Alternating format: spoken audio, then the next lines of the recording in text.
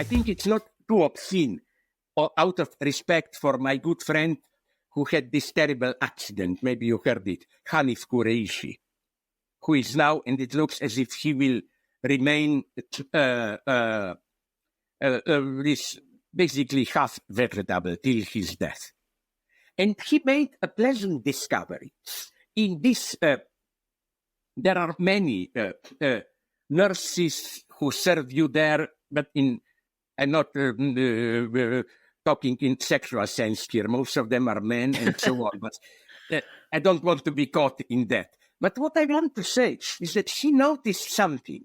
They are low paid, much less than the big doctors who come to see them, when you are in these rehabilitation centers, And it's horrible to be a vegetable, It's not only they feed you, but each morning and evening, they turn on your stomach and with fingers go into your ass, try to see if some shit will come out and so on.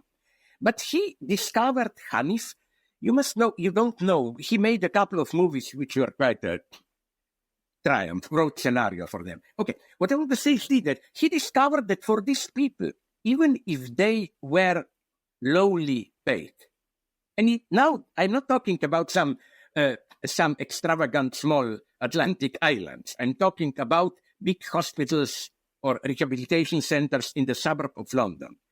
He noticed how, in contrast to doctors, high specialists, who are the usual corrupted bullshit, care about money, ignore you, and so on. These lowly paid helpers, carers, those who care of you at this everyday level, because Hanif now, he cannot even eat alone, and so on, That they, nonetheless, they complain about not getting enough money, but they never,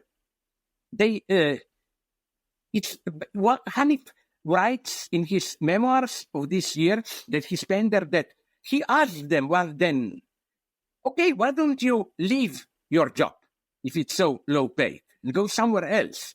And all of them gave him, they were not coordinated, the same spontaneous answer. But I'm here to do this. That's my vocation. I have no moral right to abandon you here, So, I don't